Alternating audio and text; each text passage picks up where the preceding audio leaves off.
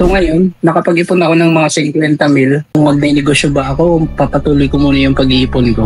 Yan ang magandang tanong. Kahit OFW, tanong din yan eh. May konting pera ka, ano bang gagawin mo? Magnenegosyo ka ba o pagpapatuloy mo yung pag-ipon? Itong sagot ko sa inyo, hindi ka magkakamali rito. Hindi ito parang katulad ng advice ng iba, pulpul, na alam mong hindi applicable sa lahat. Ito, applicable sa lahat to. Anong gagawin mo kapag may pera ka, 50 mil, tapos hindi mo pa alam kung anong gagawin mo, tapos empleyado ka, magnenegosyo ka ba o itutuloy mo yung pag-ipon mo? May pera ka, 50 mil. May pera ka, hindi mo pa alam kung anong ginagawa mo, kung magnenegosyo ka ba o dadagdagan mo yung ipon mo, wag mo munang galawin yung pera hanggang alam mo na ginagawa mo. Dagdagan mo lang ipon mo. Hindi ka magkakamali dyan. Bakit? Kasi you can always go wrong doing business pag hindi mo alam ang ginagawa mo. Pag ang pera mo, inilagay mo sa isang sistemang hindi mo alam kung ano ginagawa mo, automatic consider it gone. Ubus na yan. Pero hindi ka magkakamali kahit kailan dun sa konsepto na pag hindi mo pa alam kung ano ginagawa mo, dugtungan mo pa ipon mo. Hindi mo pa rin alam kung ano ginagawa mo, dugtungan mo pa ipon mo. Hindi mo pa rin alam kung ano ginagawa mo, dugtungan mo lang ulit ang ipon mo. You can never go wrong sa pag-ipon hanggang mamatay ka. Pero you can always go wrong and you can always lose money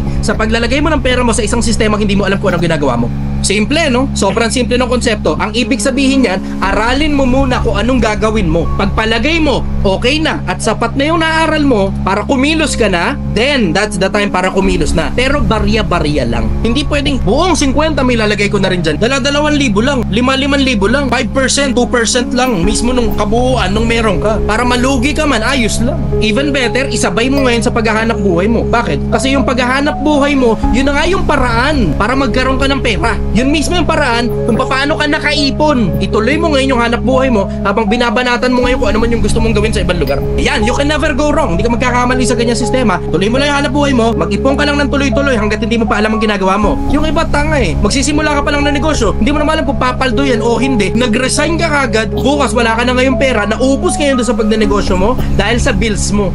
Lalamunin ka ng bills mo, papaalala ko lang sa inyo. Pero tignan mo, pagka tuloy-tuloy ka lang na nagtatrabaho, tuloy-tuloy ka lang na nag-iipon, yung sobrang oras mo at yung sobrang konting pera mo, yun ngayon yung pinagkakasya mo para makapagsimula ng kahit na anong maliit lang muna na endeavor sa umpisa, hindi ka magkakamali ron. Kasi pumalpak man yung endeavor mo, you still have your money-making job. At the end of the day, hindi ka magkakamali kapag ipon ka lang ng ipon. Pilipinas, walang ibang mag-a-advise sa'yo ng ganyan. Karamihan sa mga influencer sa Pilipinas, lalo na pagdating sa finances, ang ituturo sa inyo, gumastos ka ng gumastos, ubusin mo pera mo.